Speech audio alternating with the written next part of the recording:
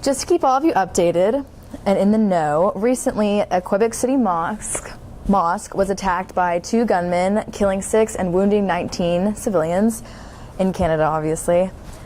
It's been labeled by officials as a terrorist attack, and a source does say that the 2 gunmen are in custody, but they're not for sure if they're the actual criminals that did it.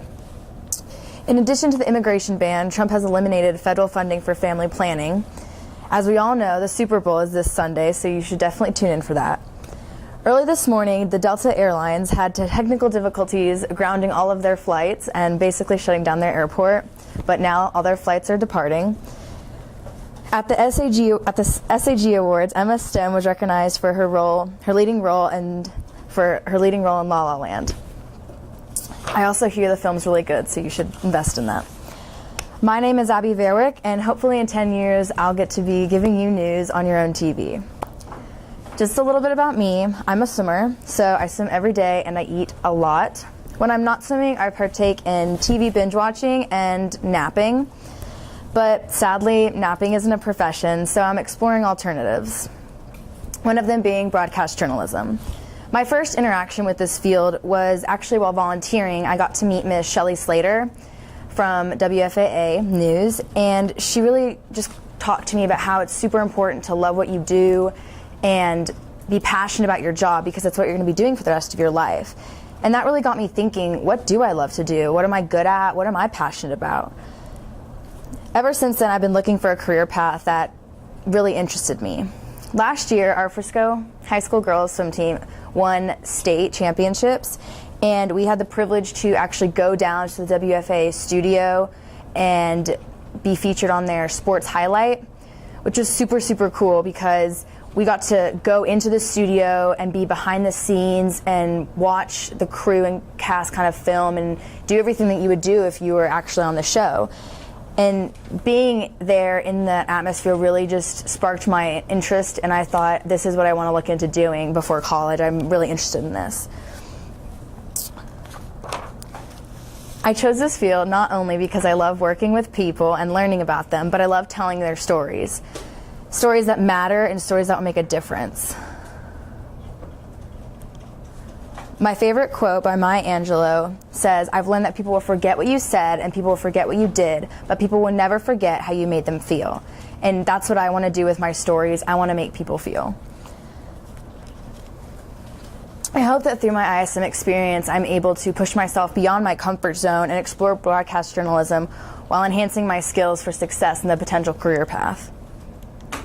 For my first research assessment, I did a career outlook, and I learned a lot, actually. I learned there are several different little mini fields under the whole big branch of broadcast journalism. There's more broadcast sides and there's more journalism sides, more writing and more editing. I learned that it's crucial that you have improvisational skills, as when breaking news stories come up, you don't know what you're going to have to say or if you have to, the show must go on.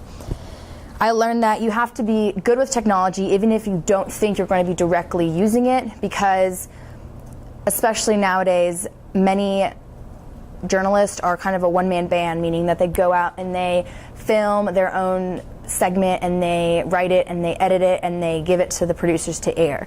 So you do have to be pretty well-rounded at everything. All of my interviews have told me that you have to really love what you do and be passionate about it. And through my interviews, I can already see how this class has prepared me for life so much, and that it really helps you prepare for everything and teaches you professionalism. Going into my interviews, my goal was to try to meet with as many different little branches as possible under broadcast journalism, since I don't specifically know which field I want to pursue. My first interview was with Mr. Tim Ryan from Fox 4, and he's the co-anchor for Friday morning's Good Day show. So he kind of deals with entertainment and just kind of anchoring at a broader level. He explained to me that as an anchor, he mostly just reads the scripts, while as a reporter, you get to write kind of your own script and go rogue, I guess. One of the cool tricks he showed me is to better improve your improvisational skills is to try to carry out a conversation with someone you meet for at least 3 minutes about anything, and just talk for 3 minutes. It's kind of a little game he plays with himself. And this helps you listen better and develop better people skills as well. And one thing I did find really cool about meeting with Mr. Ryan was, unlike other people, he actually encouraged me to embrace my mistakes and kind of take my failures as a success in a way that, it was a way that I never looked at things. Usually when I make a mistake, I feel really bad about myself, but he actually encouraged me to like learn from it and actually grow from it, which I thought was really cool. My second interview was with Pete Delkus. Still fangirling over that. It was actually really cool. He is the chief meteorologist at WFAA, and talking with him really made me interested in meteorology, and I thought that the whole concept was really cool. And after walking out of our interview, I was dead set on becoming a weather woman, and my mind wasn't going to be changed for nothing. Delkus actually grew up wanting to be a sports broadcaster, which I thought was really ironic because now he's pretty much known for weather. I got to meet one of his coworkers, Colleen Coyle, who is basically the weather woman, and she kind of talked to me girl to girl on what it's like, and she really stressed to me the importance of kind of having a TV personality, which is really crucial in this field as you're on TV. And even when I first met everyone at the station, there's this essence that kind of falls in this friendly confidence that it makes you want to watch them, and that's what you need if you're going to be reporting. You want people to listen to you. And in the research assessment following that interview, I poured myself into all the research about meteorology I could find, and unfortunately I found myself not going to mesh well with it because it requires a lot of math and science, which I don't have. But I did learn a lot. One of the things that I did find that was really, really cool was not necessarily meteorology specifically, but the way it affects everything else. For instance, if there's a drought in Florida, your weather guy would be talking about the drought in Florida. But what you don't realize is that drought in Florida means that there's less water, and that means that they're going to make less oranges, which means there's going to be an increase in orange juice prices, which means that my family will buy less orange juice, and then that makes me sad. And so I thought that was really cool, how kind of the domino effect, you don't know just by them talking about the weather how it's going to affect you overall. For my third research assessment, I really only thought about how technology has benefited broadcast journalism, how it's easy to have information at your fingertips and just whip out your phone and take a picture or video. But it actually causes a lot of problems, especially with media ethics, in that anyone can take a picture and anyone can take a video, and they can go out there and put it on the internet, and you don't know if it's necessarily a reliable source. I also found it interesting how impartial companies can be based on the story that they're being told. For instance, if a company didn't want something told but they were funding that particular story, it would make sense that the negative things about that company wouldn't be told because they're funding it. Another immediate concern is the release and manipulation of photos.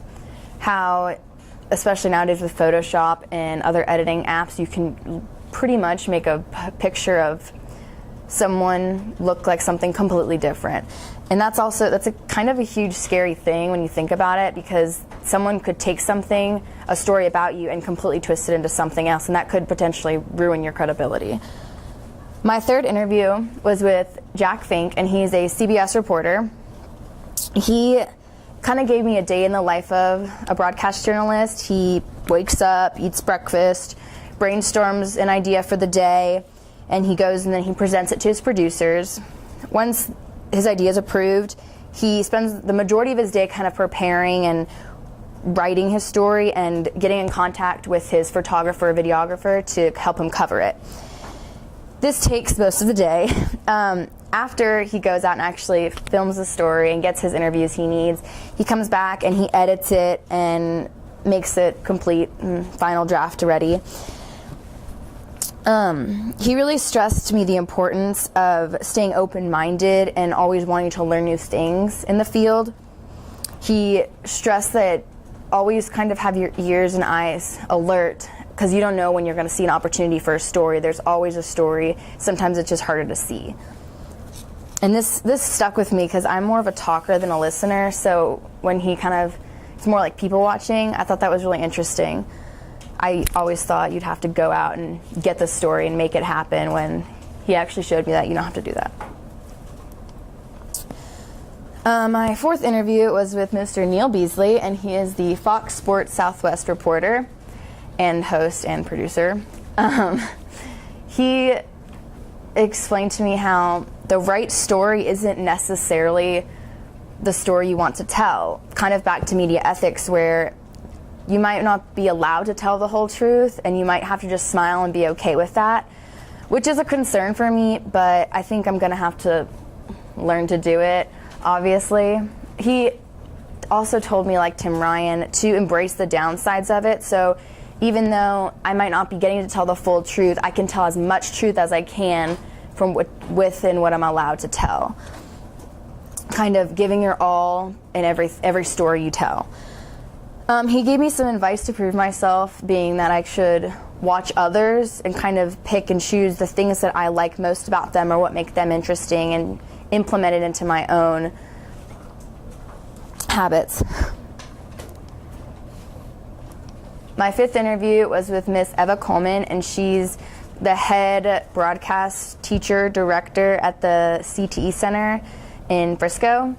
And I actually didn't know this, but similar to how our high school has a weekly broadcast, the entire school district, Frisco ISD as a whole, also has a broadcast that they air on the local news, except it's completely run and put on by the students at the CTE Center, who are really dedicated, and they take several prerequisite classes to get into this class, which I thought was really cool. So it's kind of like a mini news station. And I actually got to go down there, and she gave me a tour of the station, and it was super cool. It was kind of like being in a little news station. It was a pretty cool experience, and I thought it was awesome. She really stressed to me how, as a writer and a speaker, you are a brand, and it's really crucial how you market yourself in everything. Just because I'm at school doesn't mean that I need to market myself any different than when I'm outside of school. So just to kind of help establish credibility and reliability, that I need to just be myself and market myself how I'd want to be viewed in every aspect of my life. She also told me a quote that I really liked. She told me, storytelling has never changed and it never will, but how stories are told do change.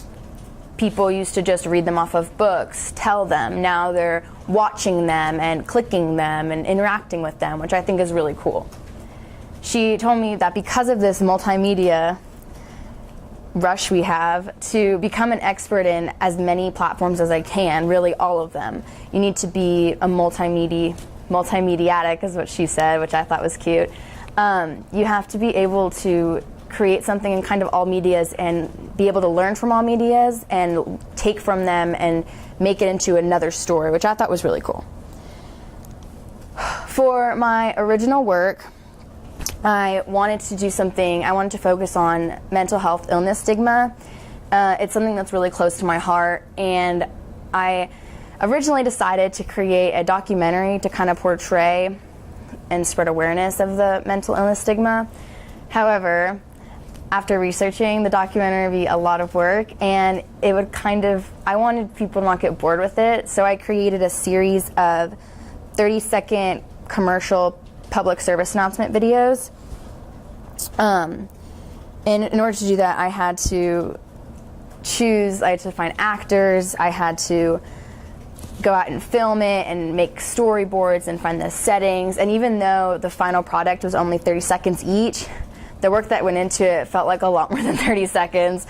So after watching it, I was kind of like, that's it? Wow, I thought there'd be a lot more. But it really made me appreciate the work I put into it previous to just watching it. And when you just go on YouTube, it's a lot different. I wanted to do something where I created a video, as I am more experienced in the writing side of broadcast journalism and less of the broadcast side. So I really wanted to kind of use my original work as a way to familiarize myself with technology and the cutting and splicing of sound and whatnot, since that's something I'm still really new at. Because I'm pretty new at it, I used iMovie, which, when talking to my film guru friends, they all looked at me and laughed because apparently that's not the A1 editing thing, but I had to let that go since it was my first little movie production I made. But so here's a link to one of them I made. Oh, I have the mouse. That's unfortunate. Sorry about that. Looking at Coach Goff. Oh. Okay, that's what? Okay, here we go. Happy birthday to you. Happy birthday to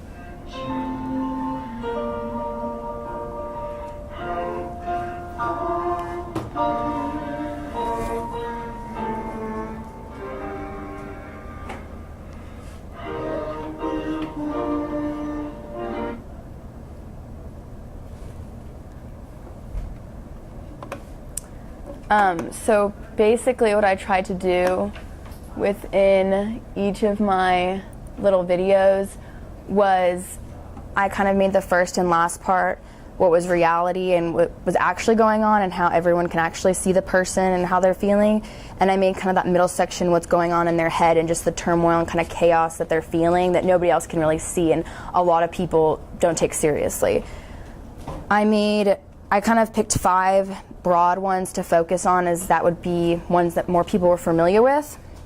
I did depression, as we just saw. I did OCD, post-traumatic stress disorder, high-functioning anxiety, and I did one for eating disorders.